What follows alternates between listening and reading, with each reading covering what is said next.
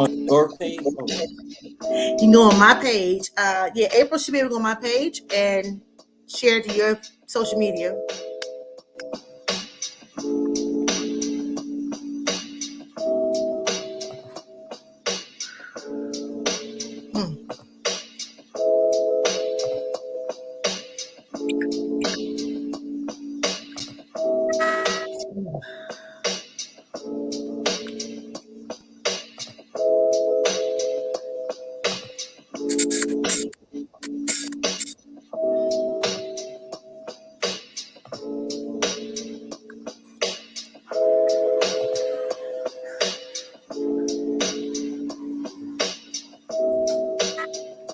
Give us some folks time to come on board.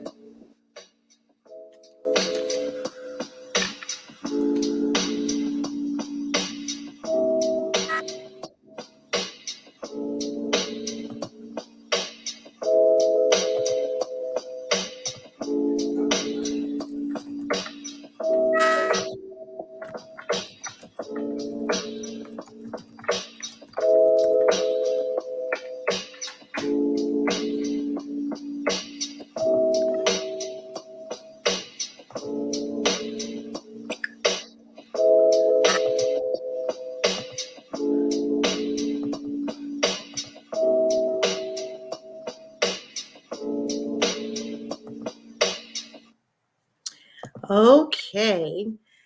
You are live with an interview with Marcus Turner, also known as Black Phoenix, hosted by yours truly, Eunice White. We are here live on Facebook and on YouTube to talk about Marcus, talk about Black Phoenix, and talk about all things poetry from slam poetry to spoken word, beat poetry, hip hop and the fusion of all of this stuff. We're here to talk about all this stuff as told and seen through the eyes of Black Phoenix. Thank you so much, Black Phoenix, for tuning in. I apologize for the delay, beyond my control, but you're here and I'm here and I'm ready for a great conversation with you. Talk about you, your past, your present, and your future. So thank you for joining us tonight. Thank you for having me. All right. So as usual, I like to explain how an interview with goes. So an interview with is a show that I came up with because I really wanted to really tap into talented people from all walks of life. We have so many folks around here that are gifted. They have so much to share and they're sharing with the community. So here we are with this poet, with this slam artist. I mean, this award-winning slam artist, to talk about just that and the history of it, where it's going. And it's all fun. It's all words. And words are so powerful. I'm so excited to have him here. And I happened to see him in an interview sometime about 2 weeks ago, I believe it was. And I was like, this guy is so amazing. I can't wait to really meet you myself personally and have that kind of conversation to see your history and your passion for this. So again, thank you for coming along. And I want to thank all of our viewers. Thank you so much. I know you're like, what happened at 8 o'clock? So we kind of tuned in about maybe 8:15, 8:19. My building decided to have a fire alarm. So unfortunately, right around about the 7-something, 8 o'clock hour, I had to bounce. I had to get out and then come back in. But I do thank all of our viewers for tuning in. Thank you for your dedication and thank you for hanging in there. And you're going to be in for a really, really great interview. All right. And then I also like to tap into thanking our sponsors. So we have 2 sponsors that have been ride or dies for me and ride or dies for this show. One is called Untapped Music Radio.airtime.pro. It's a radio station that airs every day for about 14 hours a day, starting at 8 o'clock a.m., playing all music, all things talk radio. And this show that we're doing right now will air on their program tomorrow at 3:30. Now, if you're an artist and you're looking for representation as an artist, if you're looking for beats, if you're looking for studio time, get in contact with untappedtalentrecords.com for your needs. You're going to be dealing with DJ Get Loose, also known as Frank Hatchett, or Frank Hatchett, also known as Get Loose, and his wife, Terry Hatchett. And they're there for you for all of your needs as it pertains to representation and music and production and all that fun stuff. So you can get with them for that. And then, of course, you definitely want to get with the organization that's sponsoring this program. Well, got it on the wrong one. I'm so sorry. Here we go. There we go. I'm just still trying to learn this thing. It's aimed for the culture for the collective Armstrong International Media. You can get with them for all of your social media and marketing needs, but also Armstrong Marketing Media is an entertainment hub of all types of presentation that will be aired on a actual television station. So stay tuned for that in the coming 2022 rather 2022 coming forward, and this program is sponsored by them as well, but also will be presented on their television show to program. So yes, so all of that and more you'll hear throughout the broadcast, and we are getting started. So Mr. Turner, when did you fall in love with poetry? I fell in love with poetry when I was about 17. This was when my grandmother died, and I started seriously to help me cope with that. And Mm-hmm. from there, it just evolved into a love more for spoken word, which it was initially a love for both spoken word poetry as well Mm-hmm. as rap, because I did rap first before I started with that, but fell in love Okay. more with the poetry side. Okay. So I'm looking at your bio, and if you don't mind me sharing the bio, I do want people to know that Marcus Turner, aka Black Phoenix, you're a Lynchburg, Virginia native. One of the things that I do recall from the interview that I saw you in, the young lady asked you if you have any relationship to Nat Turner. Yeah, I remember that. I don't know if I have any Okay. relationship to it. It'd be really cool if I did. It's something I need to look into Yeah. across my lineage. Yeah, that would be something awesome to learn. So it's one of those kind of got to get into your little genealogy side, get the researching and finding out if there is some relation, because I believe that he is or was surrounded or came out of that kind of Lynchburg area, if I'm not mistaken. So it would be kind of nice to find out. That'd be nice to find out. So you mentioned that you started poetry, your love for it began when you were younger, but it sounded like it came out of some pain. And I remember in the bio, there's a statement stating that, it came out of that part of your love came out of pain. So was it just from from your grandmother, or just life itself and all the fun stuff that comes from it? My grandmother's where it started. It evolved from there in terms of tapping into my pain, because I guess it's one thing that I've done, and I guess I've seen a lot of people in terms of artists, and actually, and one of the things I think is about black people so great, you're able to Mm-hmm. tap into the most tragic situations and things that bring you down and turn that into greatness, like turn nothing into something.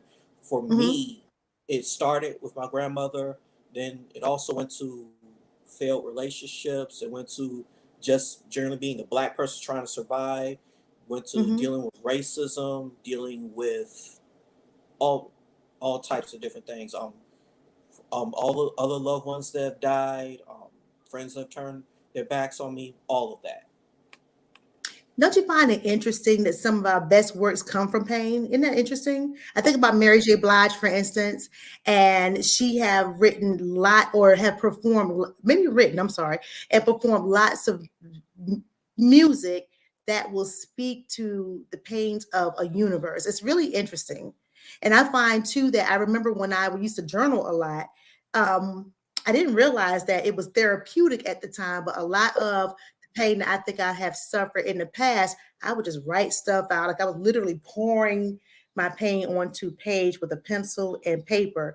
And I found it very interesting. I found that from that, as you stated, from the works, from the pain, I was able to create short stories. I was able to create plays. I was able to create music. I was able to create some what I didn't realize were poems. I was able to create all of that stuff, and it was something I actually shared with others. Something that actually went on to perform on stage. I mean, it was went on to perform in the film life. It was really interesting. But you're right. It's really interesting how that pain can come out and then and then fortunately I would say help other people. So that's really interesting.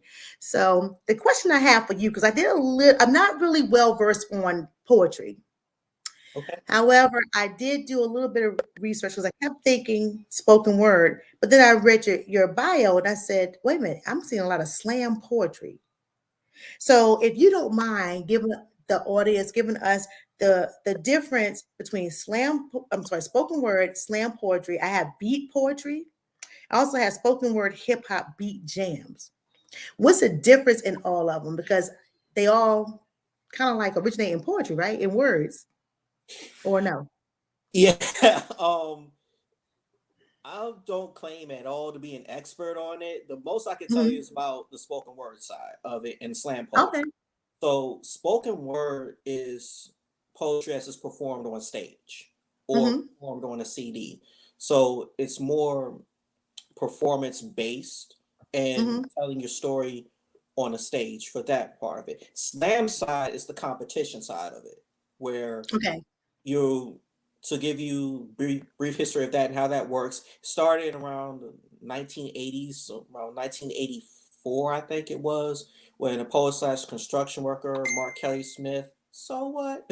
Oh, and the reason why we say so what when we say that is because he felt that poetry was bigger than him, but he wanted to make it exciting because around this time it was thought of as one of those aristocratic things. It's more for the upper class. It wasn't at the almost street level per se. So he wanted to Okay. make it exciting. So he crafted what was known Upper as class. competition, and he called Okay. it Slam because it started at the Great Mill Jazz Club, which was right across from Wrigley Stadium, the famous Hmm. baseball stadium. Which the most exciting thing that can happen in baseball is a grand slam home run, hence the term slam.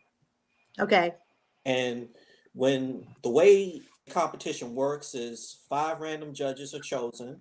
You go up, you do your poem. They'll score your poem low to high, from 0 to 10.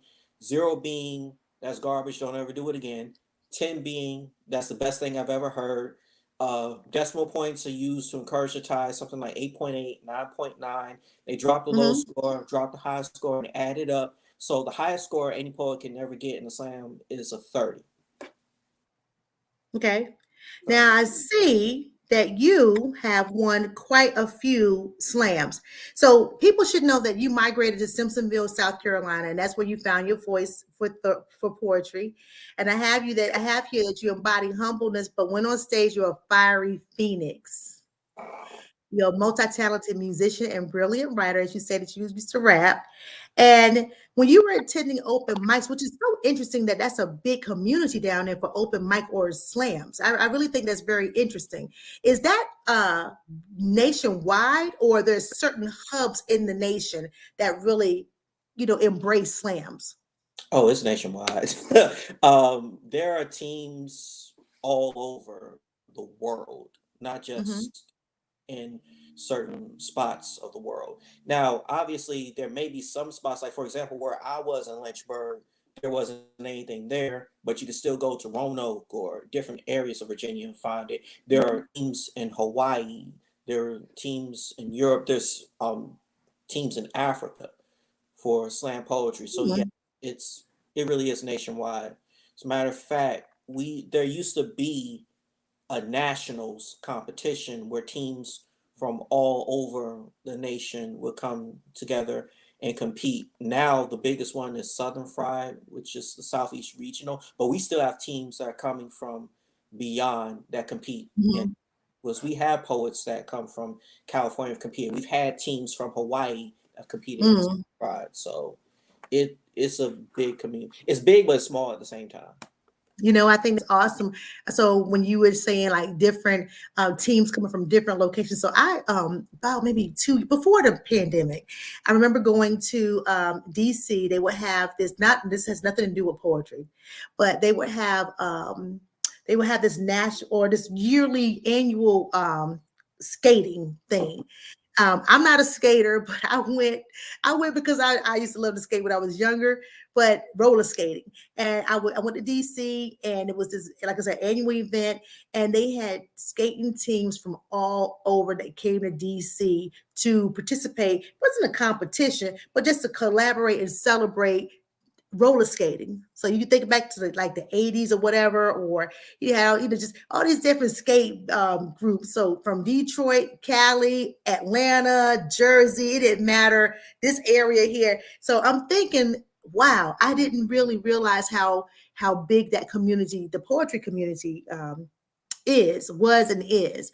But I have to stop myself because I never watched the Def Comedy Jam poetry. Was it a poetry slam, or was that considered poetry slam, or was that considered just spoken word? Now, it was considered more spoken word, although a lot of poets that were on Def Poetry Jam did do poetry slam because, Hmm. and even verses and flow. As a matter of fact, a lot of poets that were on verses and flow Oh, compete at right. Southern Pride. So Oh, wow. So Southern Fried would be equivalent to what, South by Southwest, or what like what type of like what you call it? Not a convention, but yeah, I guess sort of considered a convention, if you will. I guess the closest would be Comic Con I can think of, and that's my nerd side thinking about it. If you know about anything about Comic Cons, like No, it's but my sons do. so. So the best way I describe Okay. it is it's like this. It's a festival that has a basis of competition and poetry slam within it because it's Mhm. not just competition, it's also like a family reunion. It's also, Got you. I guess that would probably be the best way to put it. It's like a family reunion with a big competition with prize money on the line because Okay. you have all these teams from all over, and it feels like a family reunion even when you get there. Even when you're in the midst of the competition, you'll be like, "Hey, what's up? Hey, it's been a long time since I've seen you. Hey, I heard you had a baby. Congratulations. You know I'm coming for Um, the competition, right?" That's how it is. And I like that. I like that. So listen, take me into that world. Take us into that world. Take us to you going on stage, and you are delivering your piece for competition, I guess, if you will. Give us a little something. I'm putting you on the spot. Give us a little something. so, are you talking about explanation, or you want me to perform a piece? You know what? I want you to do whatever you feel comfortable doing right now. Either one. So, for me, when I'm stepping on stage, Mm-hmm. I have to try to calm my nerves because even after years of doing this, I still get nervous. I Mm-hmm. ask myself three questions. Why are you reading? Why are you reading this poem? Why are you reading this now? Answer that question honestly, center myself, step to the microphone. And Hmm. when I was a child, I used to love superheroes and fairy tales. And my favorite superhero of all time was Superman. Not because he was faster than speeding bullet, more powerful than a locomotive, or able to leap tall buildings with a single bound, more because of the simple fact he had Lois Lane. I love the fact no matter how far he was away or how much trouble he had gotten into, if Lois was ever in any danger, he would find some way to fly over, swoop in at the last minute, and save the day. That's all I wanted. I just wanted to be your Superman. So I guess that's why when he broke your heart, when it was me that you called, I will always fly to your warm embrace, and your kryptonite kisses always kept me weak. Better yet, Mm. I wanted to be a knight in shining armor. Because in every fairy tale, there was always one brave warrior who was willing to fight off any danger to protect the one he loved, lay his life down for her with no hesitation for you. I was always willing to strap on my armor, pick up my shield and sword. I was preparing myself for war, despite the fact that I knew you just didn't want to be rescued. I would even go as say far as to say you protected the very dragon that imprisoned you. See, I wanted to be your King Arthur, make you my Guinevere, but I guess in many ways I was. Because I felt as if I was heaven sent, pulled Excalibur from the stone, fought off armies, creatures of any kind, raised up mighty kingdoms, made you my queen so we could be on that Jaheen tip. You Mm, can have anything that I've got, only for me to watch you run off with Lancelot. Because I was mm. fighting to be your king and you turned me into a jester because you were so caught up in fairy tales, blinded by fiction, so you couldn't see the reality of the fact the only reason I was never the man of your dreams because I was fighting instead to be a man you would need. So you Wow. dream of your perfect man, but even Sleeping Beauty realized before meeting her Prince Charming, she would first have to wake up to see he was standing right in front of her. But your problem is you stopped your search for your perfect man at tall, dark, handsome, forgetting all the while even devils will come bearing light, and beauty is only skin deep. And this ugly old psychosis betrayal to cut you to the bones, so now you're sinking deep within the sea of self pity. But get ready because this time I will let you drown. Because I'll no longer be your Superman. Mm, And I'm too grown for fairy tales. wow. The end. I love it. I love that piece. Where did that come from? Where did that come? You went from Superman to Knight in Shining Armor to what was the next one? That's no Superman. I Yeah, do. I remember Jaheim. yeah, King Arthur. Yeah. I said, "Oh, he would have Jaheim." I like that. That's deep. So that came from somewhere in your experience, or you watched someone else's experience, and that just like came out of you. Yeah, that was my experience because I was in a situation where I was chasing a girl and Hmm. it was like it was almost like she would give just enough attention to give me hope to keep me chasing. But then when I would Yeah, stop, I'd start chasing again and yeah, always be there for her before eventually I just got to the point of why am I doing this? And right. just let it be done. Well, that's super deep. That is a super deep piece. Now, did you perform that, and you and your team won, or did you perform it like at a spoken word festival, whatever? And y'all just, I'm pretty sure you had to have gotten standing ovations on that because that's really deep. I love how you threw all that up in there. Yeah, I've done well in slams with it. I've also done not so good in slams with it. But Hmm. one of the things that my mentor has taught me, Moody, is that the best poet doesn't always win. So Hmm. it's not always about it's not always about the score of the poem. There are times I've done poems that were like one of the lowest scoring of the bout, and I've seen other people do poems that were the lowest scoring of the bout, but that was the poem that touched more people, and more people Mm. resonated with that poem. Hmm. Well, I So, think that's awesome. So let's go back over to your bio really quickly because I remember I saw something I thought was very interesting. So you you created a did you create a slam competition? Am I right? um, well, I'm starting a slam competition that's coming up. It's going to Okay. be on AIM, and that's going to be the Money Where Your Mouth Is slam. So Okay. a brief background of that, its original concept started by Johnny C. Weaver, who he Mhm. still has it. Every March he has Slam Madness based off the March Madness tournaments. So which is different from typical slams. A regular Okay. slam is everybody against everybody. Like for example, you'll have 12 poets, then they'll cut the six, then they'll cut the four, or something like that, and it's just the highest scoring poets. In Okay. slam, it's head to head poetry. Like this poet against this poet, the higher scoring poet wins, or you choose which poet you think was best of those two poets. That poet moves on, or whatnot. Hmm. Now, with the Money Where Your Mouth Is slam, I'm taking that concept and I'm throwing a few wrinkles in there for Okay. it. Instead of it being a big winner take all type slam, it's like Hmm.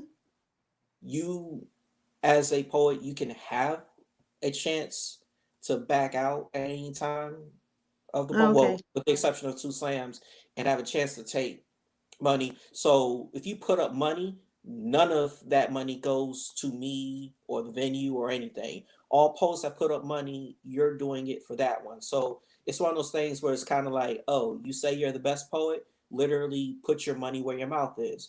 Put your money Mhm. up, come face the poets, and see if you can make it to the end. Okay. And what I'm finding super interesting is the fact that um I feel so a little bit ignorant about the craft of this whole thing because I would have never known it was just so. Like, again, we saw it on television, like you said, Versus and Flow, and I mentioned to you Def Comedy Jam, the whole that was Def Comedy Poetry, whatever it was called, and I'm like, wow, I would have never known. I would have never literally known how popular this is. Like you say, you compare it to Comic Con.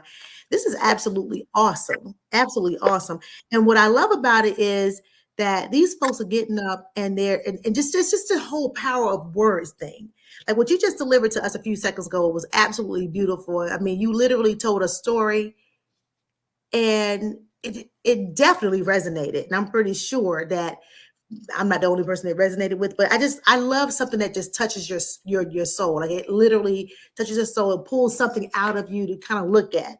I think that was absolutely awesome. So to have this type of function that happens nationwide, basically you say globally, I think is awesome. So let me ask you a question. Speaking of globally, how welcoming when we think about like, have you guys ever like dealt with any issues when it comes to diversity, ethnicity, and inclusion?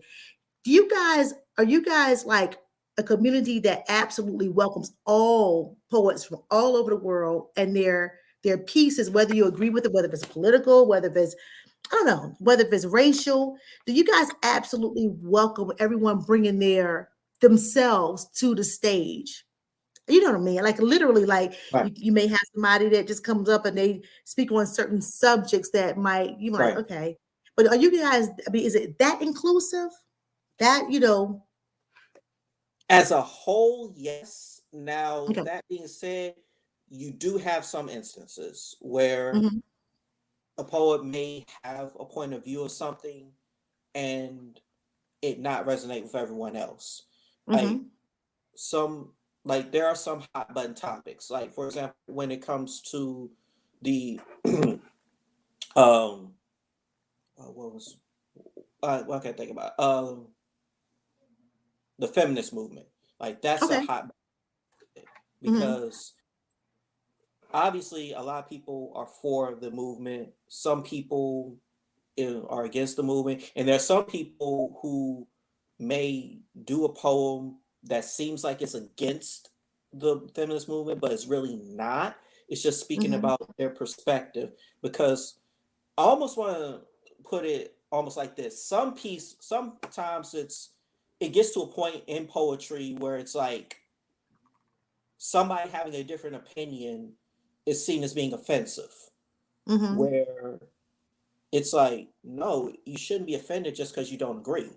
And even if you don't agree, you should be have a conversation to say, okay, let's talk about this. Let's yeah. talk. I was wondering how open minded are you guys when it comes to just like when we're speaking global and we're talking about people coming from all walks of life and all types of experiences and they expressing themselves in word. When is there an issue when people get up there and they just share their lives, Yeah, sharing experiences? yeah. As a whole, we're very much so, like I said, because I have plenty of friends where it's like, hey, we don't agree on certain things because we see life differently in these aspects. But at the same time, it's like, okay, I still understand. It's like, okay, I see where you're coming from. I don't agree with it. That's cool. We can still be friends. That's it. So that happens a lot. But you also get the other side of it. It's like I don't agree with you and I'm offended. So Mhm. and just leave it at that. Where I feel like it should be a point with some things where it's like disagreeing with somebody shouldn't equal I'm offended by you. It's almost like they agree to disagree kind of thing. Yeah.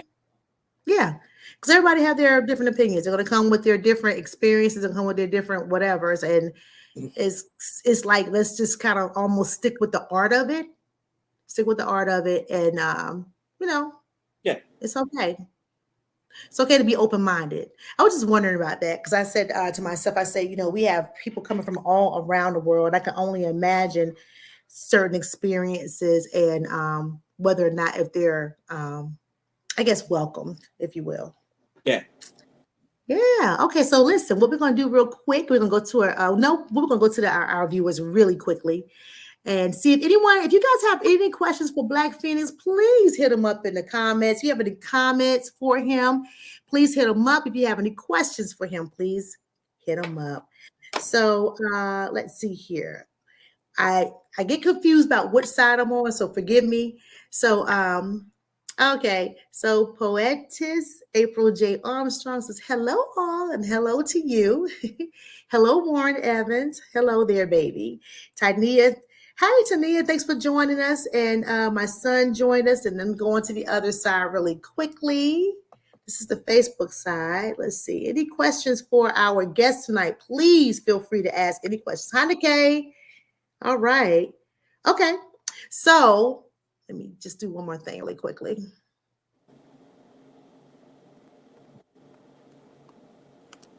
Okay, gotcha. Okay. So another question I have for you really quickly is, let's see, I wrote a couple of notes down. Who's your favorite poet? Who's your favorite spoken artist, spoken word artist, I'm sorry, or slam artist? I can't really narrow it to one. I have just a top list of poets that Mhm, uh, on that list is obviously you gotta put my mentor Moody Black on there. mhm. Another mentor of mine, John C. Weaver, is one of my favorites. Rudy Francisco is a favorite of mine. Prentice Powell is a favorite of mine.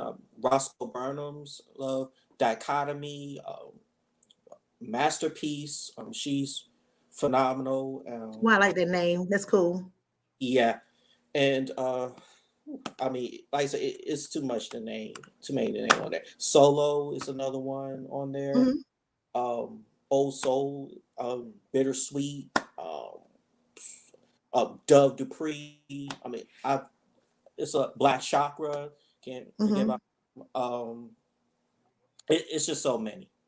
There's so many. So now, when we talk about, and I think about literature, we have different, really great literature artists, whether they are writers or poets that come from different eras of our movement or the movement of literature. Do all those folks you mentioned, are they more modern or some of them are past? Well, all the ones I mentioned are current Mhm. spoken word Okay. artists that practice in some way, or Uh-huh. mentors. Like actually, everyone I mentioned, I've personally met. Okay, So good. a plus with that. As far as for other past literary icons, obviously you gotta throw Nikki Giovanni in there. You Yeah. definitely throw Gil Scott Heron in there. Yes. Yeah, And you're right. Maya Angelou, definitely can't forget her. So Yeah. obviously you have to read up on those two, Mhm. because they have been able to achieve this in a lot of ways as well. So Yeah. the literary side as well as the performance side, you can't neglect one side or another. Yeah, you can't. So I remember when I was taking this little African American literature course, this old thick old book. I don't know why out of all of this book, that mind you, we covered quite a bit of eras, right? But there was something about Gwendolyn Brooks' "We Still Cool" that I absolutely enjoyed. Um, it was just the way it was delivered. I actually had a chance to hear her read it on audio, mind you, not in person. And I was like, wow, that would have been considered spoken word at that time. Am I right? I'm sorry, repeat the question. No, Gwendolyn Brooks, she was a poet, not a, well, she definitely was a poet.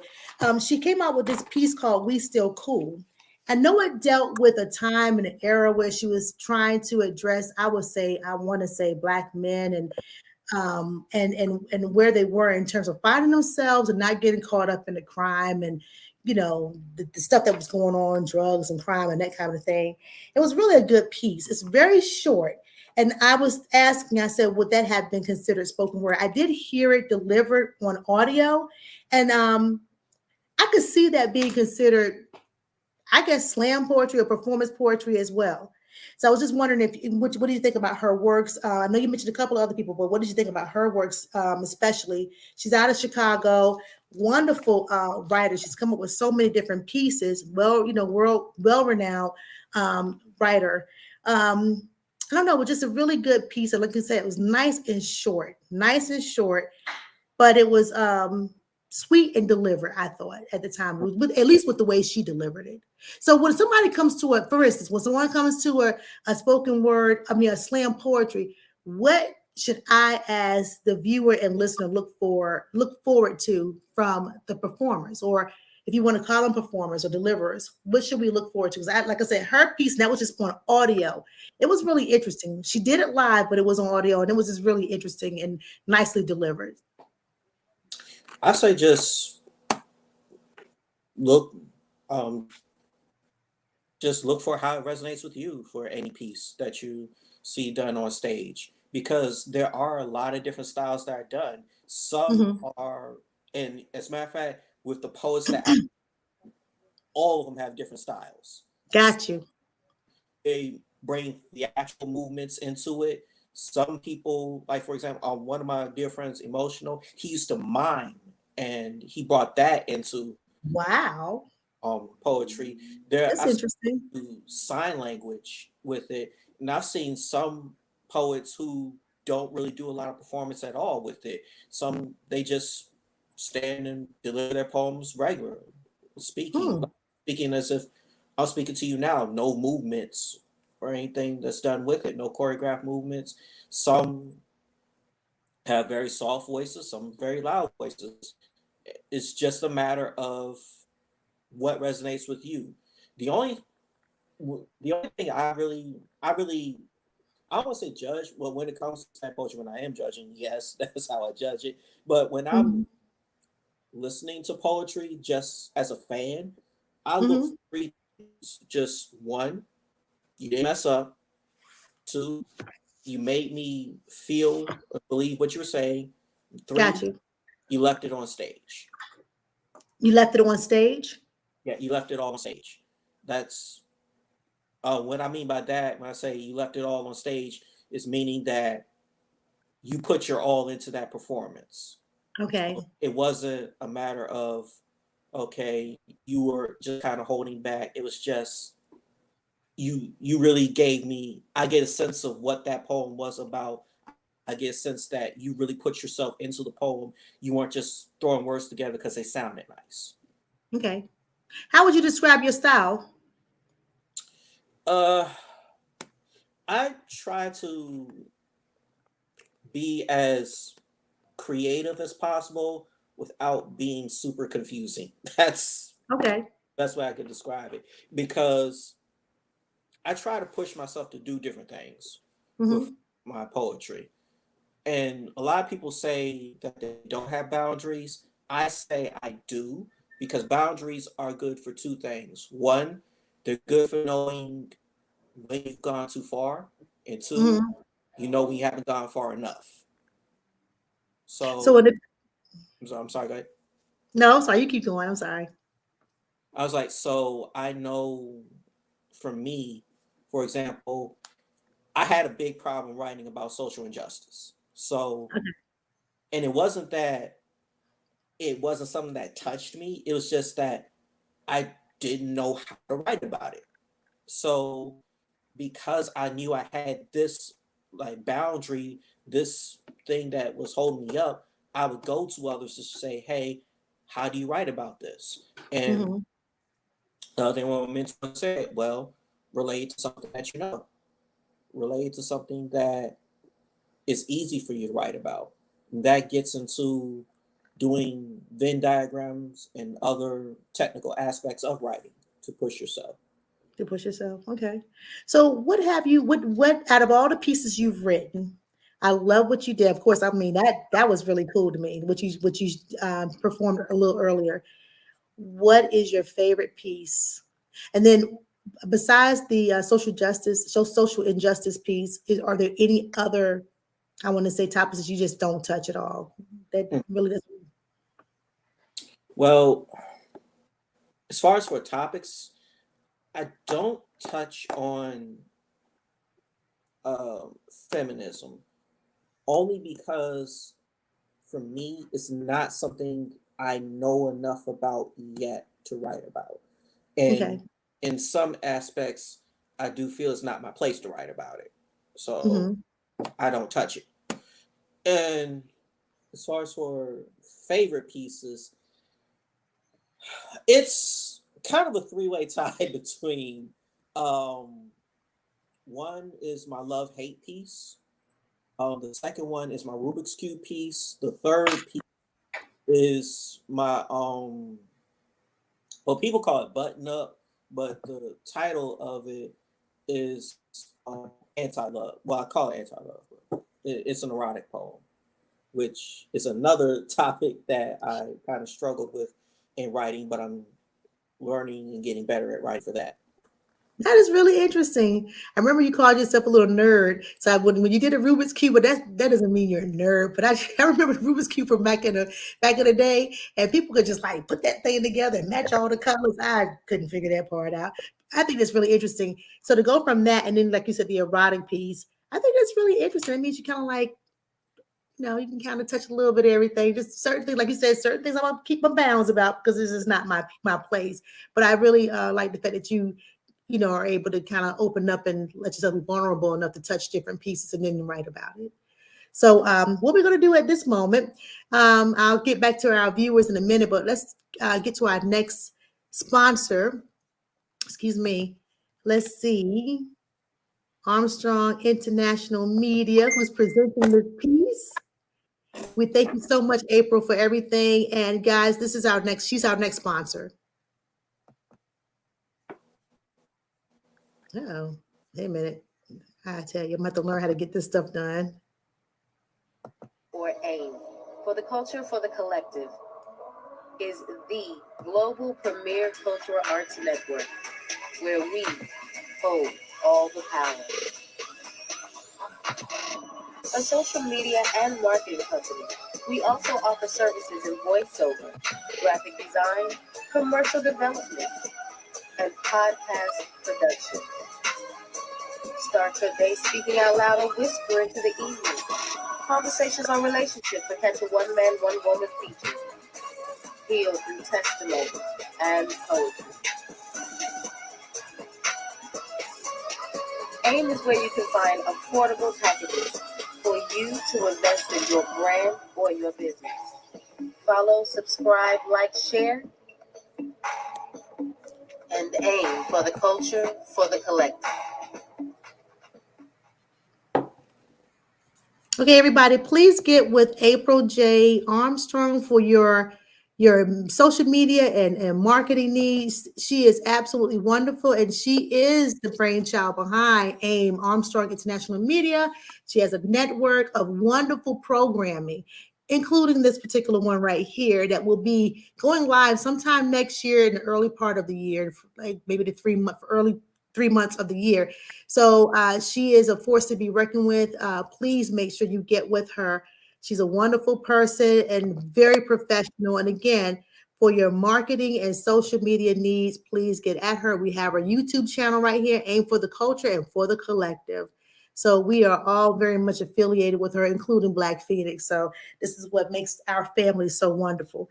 Okay, so I'll hit a couple of comments. Let's see if we have any comments for you.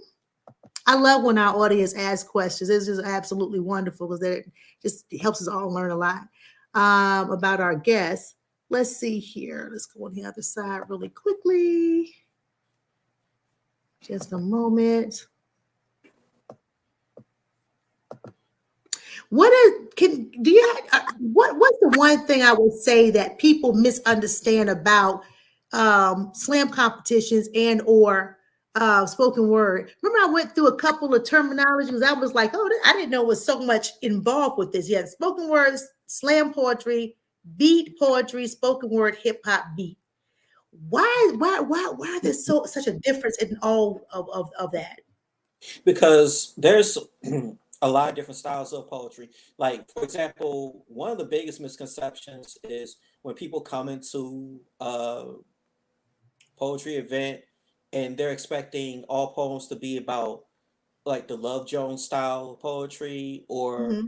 they're expecting everybody to just be talking about death and being depressed, or they're um just being all calm. It's like, no, it's all different styles. And people talk about a lot of different things. Some people do funny spoken word pieces. Some people do serious spoken word pieces. Some people do empowering spoken word pieces. Some people are loud. Some people are softer.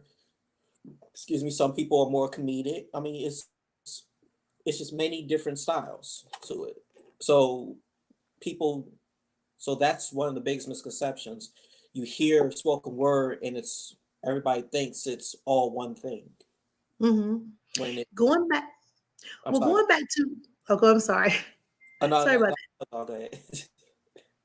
So going back to our classroom text, our classroom instruction about maybe creative writing poetry, for instance, what style is your favorite style of poetry? I thought I saw some haiku something up in there in your Oh, bio. That's it, right? Haiku. no, no, it's haiku. Haiku, But that's it. it's one of my favorite styles is haiku. My absolute favorite is can't really. My favorite is quickly becoming social injustice. One social injustice poems. But Mhm. like I said, I listen to all types of poetry, all different types.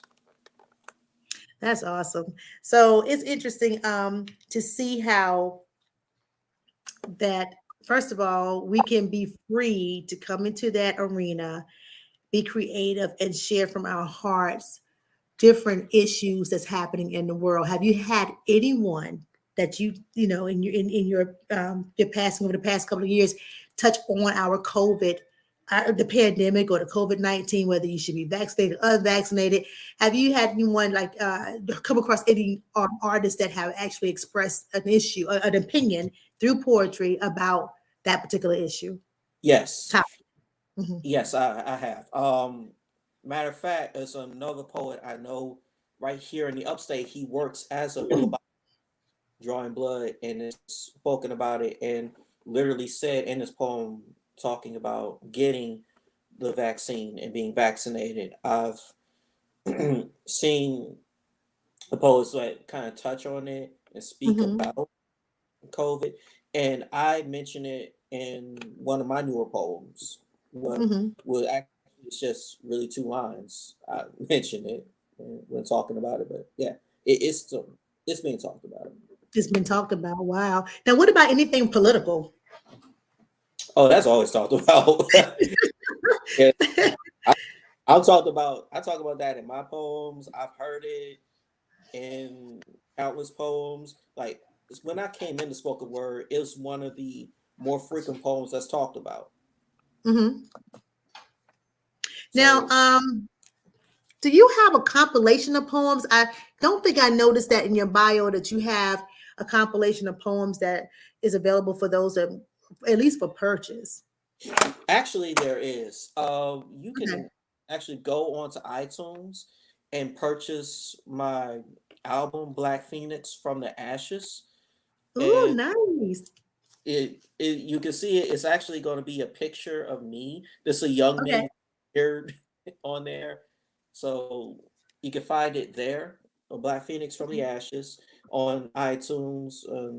I think Google Play still has it, or you can go on CD Baby, order it. The CD there is $10, or if you see me out performing anywhere, you can purchase the download card for me for $5 and go on cdbaby.com, punch in the code, and get it from there. So, Okay, make you, sure I put this up here. and Um, I'm also working on a new album that's going to okay. be titled Mirror. I've already got 2 tracks recorded for it, and those were actually done by DJ Get Loose. So I've been working with Oh him wow, that is too out. cool. I can't wait to hear that. So it's an upcoming album. I Yes. can't wait. I can't wait to hear it because I've heard, we already heard what he's done with April's piece, and I was like, oh my God, it was absolute. I love it. Absolutely love it. What is it called again? The album is from the ash. The album that's out is from the ashes. The new album Hmm. I'm working on is titled Mirror. Mirror. Tell us. Can you tell us about From the Ashes and tell us about Mirror? Can you give us a little taste of what's happening? Okay, so excuse me. With From the Ashes, that is was a compilation of the best poems I had at that time as I was coming up because really want to get an album done. I really wanted it to be a good quality album. Hmm. So, and the reason I coined the phrase, from the ashes, obviously, my name's Black Phoenix, from the ashes, here comes that. So it was easy correlation. Mirror, I titled it that because this is a reflective album that's more about me. So it's just talking about like my story. Hmm. Every piece that's on there deals with me. The two tracks I have recorded on that one, Love Loop, that deals with issues I've had with relationships. Dedication is well, yeah. That one you got to get the album to understand dedication. Okay. Sounds good. Everything. Well, let me ask you a question. I like to ask professionals like yourself, what advice do you have for up and coming poets are considering doing the spoken word, considering becoming a part of slam? I say that slam poetry. I always want to say those two are the same, but I see. Thank you for describing the differences. What advice do you have for folks coming into this arena? uh, Respect the process. Number one, that is writing, the editing, the practicing, because it's not gonna come overnight. It's gonna be a process. You're going to have hard times with it. You're going to have issues where it feels like it's not coming out, it's not coming as easily as you feel it should. You're going to have times when you just want to walk away from it. But just respect that process and don't be afraid to reach out for help. And if someone's willing to help you, definitely appreciate that because, which I was fortunate being in my area to have so much love and people want to help me out and help me with growing. And just don't stop because you're also going to have people that are against you and speak out to say, no, you shouldn't do it. I literally remember when I first was starting out in spoken word, being in Walmart and a woman stopping and say, "Hey, are you going to Red Clay Cafe to perform tonight?" And I was like, "Yeah." It's like, "Oh, well, I'm not coming." And I'm like, Why does she not want to come? I wasn't that good starting out because I was still learning. I mean, it was Right. literally, I was literally, I think, maybe 6 months to a year in of starting the spoken word side of Hmm. poetry. So after that, well, there it is. Well, that was rude, number one. Good Lord. Yeah. In my opinion, but Lord. But I have a question for you too, really quickly, too. I didn't think about this question, but in addition to your advice to, poets wanting to come into this arena and either perform either spoken word or slam or, get in the slam poetry competition, how important is it to do your research with respect to history? We talked about Gil Scott Heron, we didn't talk about the lost poets, but I mean, I had to throw them in there as well. And anyone else from there, you know what? I have this book here too. Is another book I pulled off the shelf because I was doing some research earlier. There's some people on the internet that believe that a lot of the spoken word, or I almost say slam poetry, but it began with this or the Odyssey. Do you agree?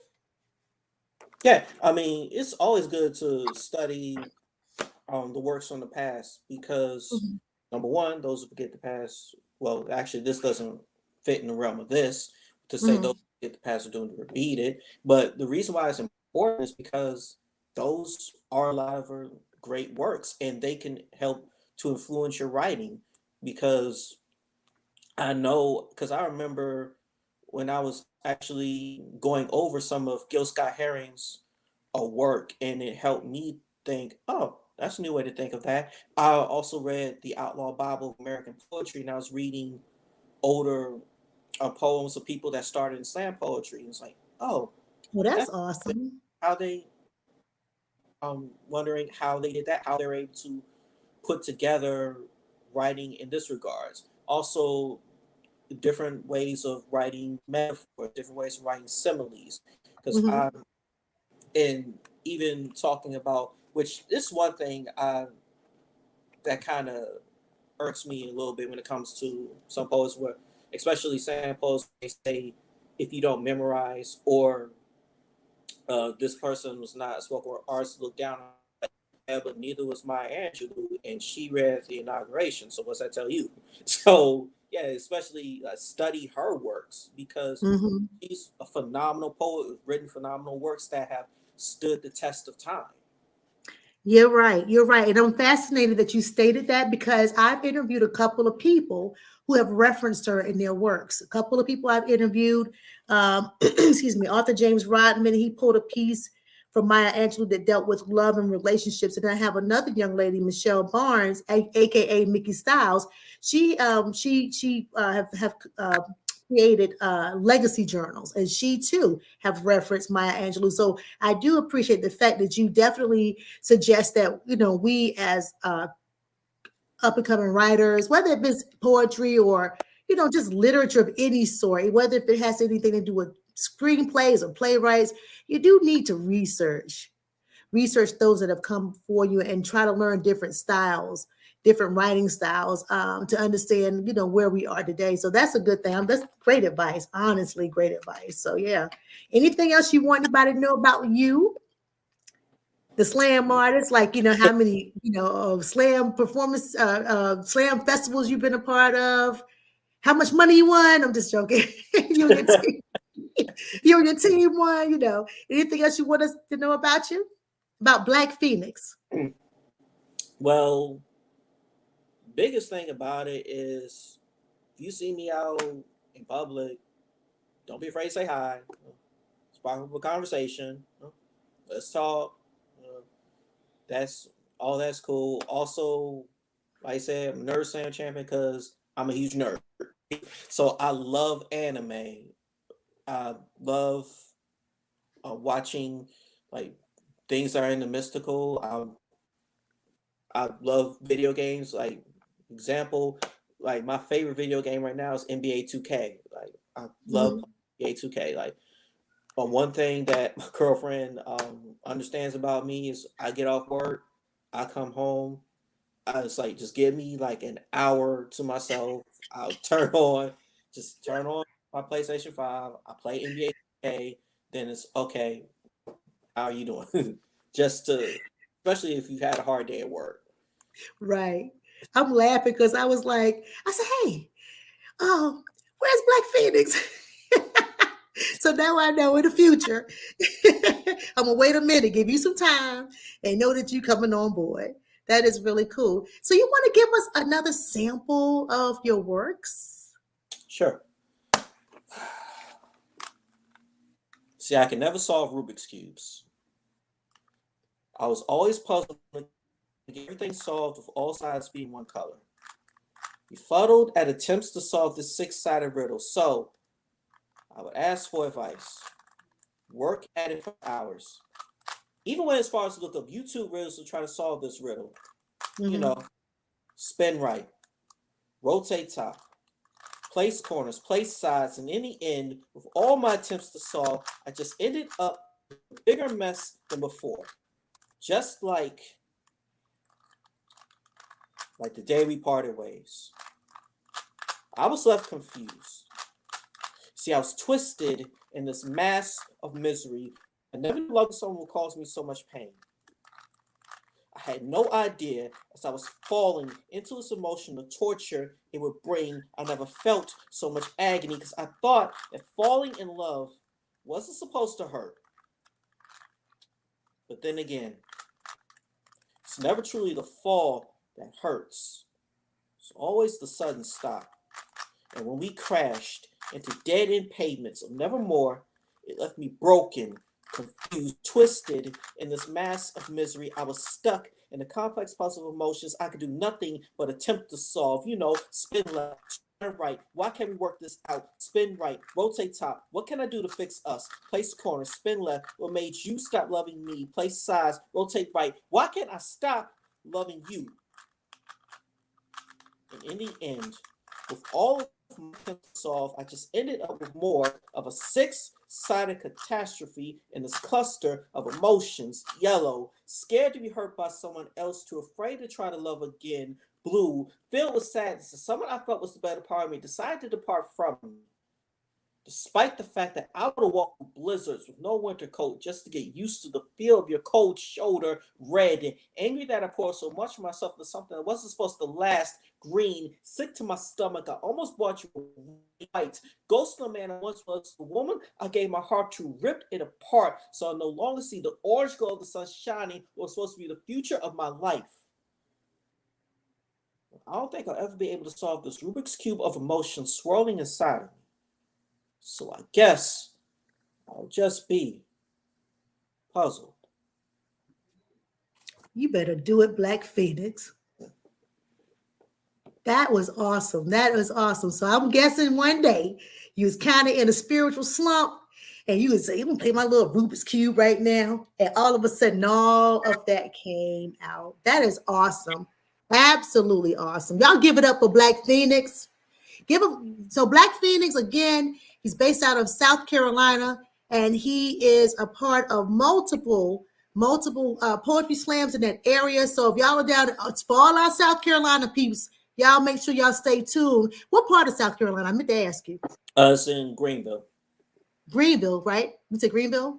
Yes, Okay. If you're in the Greenville, South Carolina area, or just don't mind traveling, please stay tuned. Now, how can they find out about you appearing in the poetry slams? Well, the major places to go would be Radio Room on every third Sunday of the month, which this January coming up is going to be different. It's actually going to be, excuse me, the last Sunday of the month is going to be at Coffee Underground because every Sunday, with the exception of the third Sunday, most months, it's at Coffee Underground. Doors open at 7. Shows start 7:30. Like I said, this month coming up, January is going to be different. It's going to be at Coffee Underground because that's going to be our slam team tryouts because we've had poets that have been slamming throughout the year that accrue points to our right to try out for the team. And also, let's see, just follow me on all forms of social media. Well, not all forms. You follow me on Instagram, Black Phoenix Poet. You can follow me on my business page for Facebook, Black Phoenix Poet. YouTube page, Black Phoenix Poet. So I make it as easy as possible to find me. So, Okay. and literally, like, just my inbox. If you ever want a question, just hey, I really enjoyed your show. When's the next time you're performing? Matter of fact, my next performance is going to be actually my first feature of the year. It's going to be in Charlotte, North Carolina, with Granny Boys. Hit up Just Ja and Wits because they have a show that's going on in Charlotte that I'm going to be featuring. Like, this is my first feature of the year. Wow. Okay. Trying to put that up there really quickly. And that's the Charlotte area, right? Yes, this is in Charlotte, North Carolina. Okay. And what is it called again? The name of the show? Well, it's hosted by Just Ja and Mr. Wits. Uh, trying to get information on it, Okay. but I Again, they can reach you on your. You're gonna have this information available on IG. Oh yeah. So yeah, if you're following me, I'm gonna be posting the flyers and all of that, so you'll be able to follow me and say, "Hey, this is where I am." Okay, got you. Okay, well, that is good. Well, anything else you want to share with us before we close out? Another poem, maybe, or Yeah. Well, I can definitely do another poll. So I'll do host choice. So whose choice? Okay, yes. So do you prefer social injustice or do you prefer erotic? let's do some erotic. It's about what 9:23. We all grown folks' time. We can do some erotic. Uh, so any family members that may be listening or watching this interview, you may want to tune out now. It's about to get so Cool. I have a confession. See, this here is not an erotic poem. Consider this your final warning. Don't let my button ups fool you. You may not have heard along the line that us geeks can make some of the best freaks, and if you really want to test this theory, it's no thing for you to come and see me, but don't let these button ups fool you. Because there's more than a million things I could do for you and to you, and just like Burger King, baby, you can have it your way, so tell me, how do you like your orgasms? See, we have the endless waterfall squirts, the uncontrollable back spasm specials, my personal favorite, the dick down till you pass out. Either one is cool with me, and if you can't decide, then screw it. We'll just do all three, but don't let these button ups fool you. Because us geeks truly do make some of the best freaks. And before you even ask me, yes, that does include a little kink. So don't be afraid to bust out the handcuffs. You won't need those hands tonight. Whips, because I know how to punish a bad girl. Chains, because there'll be no running. Don't forget those edible pains, because I love sweets for my sweets. And also don't forget that safe word, because we will do things to make 50 shades of gray blush red. But don't let my button ups fool you, because us geeks truly do make the best freaks. And even if you're not into a little kink, that's okay. We can go a little gently, but even then, the sex thing is no game to me. And while other lames like to jump around like checkers collecting side pieces and claim after one night you'll want a kingdom, I've already graduated to chess. Follow. What that means is I do more than just move forward missionary. I'm no pawn in the sex game, and those up, down, left, right moves are so past A. I'm no rook E, recognizing you as a queen, so no move is off limits. The only L you take in the bedroom is this LD, because this knight is a warrior. So once my bishop moves in position of your V, I won't stop till you tap out our eyes, roll back, and you pass out. And it's in game, no Avengers checkmate. I told you, don't let my button ups fool you, because us geeks, we truly do make some of the best freaks. And if you want me to put it to you bluntly, here it is. See, I want you to fuck me like you hate me. Lay back on the bed. Make me lick every inch of your body as if you know that it's poison and I'm trying to commit suicide.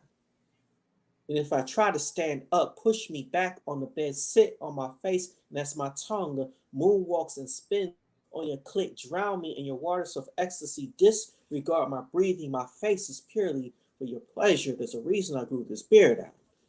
We will fuck like we hate each other. As I push you back on the bed and throw your legs back till your toe ring touches the headboard, bury your nails to my chest and back as if you heard somewhere that there was treasure hidden in my body, and the only tools you have to dig with are your hands.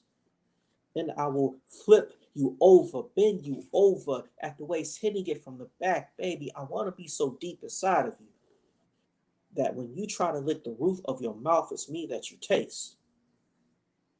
Then when I grip you by your waist and pull your hair back, don't even moan as you take my back shots. Just look back every now and then with an evil scowl and say, is that all you've got? And leave words like love and matrimony outside of my doors. I'm entering you. Love has no place here. My hearing has gotten tricky. I love you starts to sound like you're going to fuck me over, so just fuck me. As if your pussy is a lethal weapon and my dick is my weakness. Fuck me as if each orgasm I give you brings me closer to my death. Smother me with your titties. Better yet, I need you to choke me. As for payback for the ass slaps I was giving as I was hitting it from the back, fuck me, suck me like you hate me. Don't just give me head. Deep throat, my rotten stab, as if you're testing a pudding pop for the first time and you love it. And when I climax, swallow my life essence as it helps you to devour my soul. Fuck me like you hate me. And when it's over, tell me how much you loved Ah, it. that's a good one. He said, "Tell me how much you loved it." That's a good one. Oh my gosh. I hope you guys truly enjoyed our Black Phoenix tonight. I'm just checking for some comments really quickly. Of course, everybody is just giving you praise. Thank you, Michelle. Thank you so much. She says that you are great job, Marcus. Great job. And thank you, Michelle. I'm telling you, thank you so much. I'm telling you, this is a great interview. I told you I enjoyed the interview you did with the lady. I'm so sorry if I don't recall her name on I. She had it live uh, on IG. Lavina. Yeah. That was a really great interview, and then it was so funny because I think for some reason I ended up losing her or something. I don't know if the broadcast went out for some reason, but I didn't catch the entire interview. But what I did catch, I thought it was really cool, really cool. So yeah. So I thank you so much for being a part of this, and I do apologize for us running late. Unfortunately, I cannot believe this happened at my building tonight, but it did. But thank you for your patience. I do appreciate it. So And yeah. thank you for having me. Oh, you're absolutely welcome. Not a problem. I hope to have you again when we review. We're gonna have to come back because I know that you do have the two pieces that are out that I need to put back up here. Um, Let everybody know that they can purchase Black Phoenix from the Ashes on iTunes. I just put iTunes and CD Baby, but what they also need to recall is that you can be reached on IG, Facebook, YouTube as Black Phoenix Poet. And you have your upcoming piece, Mirror. It's going to be available for purchase. Stay tuned as you connect with Black Phoenix on social media. And then I don't think I had too much information, but again, if they connect with you on social media, Charlotte, North Carolina, you said first part of the year, you're going to be doing a piece that's a performance at an event hosted Oh, by, I think I have Just John and Mr. Witz. oh, it's just Ja, Jah, Ja. Oh, just, okay, got you. Okay, cool. Let me fix that really quickly. So yeah, thank you so much. And I guess again, I'm gonna be staying tuned for you. So yeah, you gotta come back on this show and we can talk some more about your upcoming pieces because the piece that you're gonna do with DJ Get Loose, I know it's gonna be nice. I know it's gonna be Oh nice. yeah. And I absolutely love April's piece. I was like, oh my God, I love that. So I'm gonna head over to Facebook real quick. I think I have one more comment and then we can close out. Let's see. I think that is everything. Yeah, that is everything. Okay. Well, thank you everybody for tuning in to an interview with. Excuse me. I do appreciate everybody coming out tonight during the holiday. I have to always remember it's a holiday time. Oh my gosh, it's holiday time. So I know a lot of people are just like trying to get themselves together. But I do thank you for taking the time out during your holiday break to hang out with me for a few minutes. So next week, guys, I do have someone coming on board. I went to college with this gentleman, Senke Brathwaite. He is the son of Pan-Africanist Ilambe Brath. And we're going to be talking about his legacy, talk about their foundation called the Ilambe Brath Foundation, and talk about past, present, and future. You're going to learn so much about this activist who, of course, is no longer with us at the moment, but he has done some phenomenal works with respect to Pan-Africanism. You'll learn how he was very instrumental in the Central Park Five situation and how he was helping to be an advocate for those boys. And just everything that he's done from the 70s Black Power movement. He's done so much. But his son and I went to college together, and we're going to talk about what his son is doing to keep his father's legacy going. And that's next week, Tuesday, 8:00 p.m. live on Facebook and YouTube. So I look forward to you guys coming back. But y'all give it up for poet, slam artist, Black Phoenix. And thank you so much for sharing with us, educating us, opening our minds to so much that goes on in the world of poetry. I really appreciate that because that was very educational. So I really appreciate your time and your patience in explaining that to us. And we look forward to to all that you have going on in the future. Look forward to all of that. So I'm looking forward to you coming back. We got to talk about your piece coming back.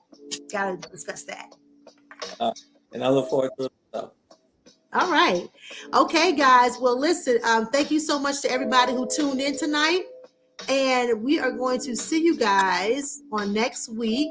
And I always say goodbye to everybody, Black Feeds, but I always ask you to just hang around for a few minutes. So you guys take care. Have a great new year and make it safe, everybody. Make it as safe as you can. But enjoy your new year and God bless. And we'll see you on next week. All right. And thank you to our sponsors. I'm sorry. Thank you to my sponsors as well. UntappedTalentRecords.com and Untapped Music Radio and AIM. What I have here? April J. Armstrong. I can never see my stuff. April J. Armstrong, AIM. She's here for the culture and for the collective, and she is awesome. So thank you so much. All right. So that's it for us. So we'll talk to you guys next week. Thank you.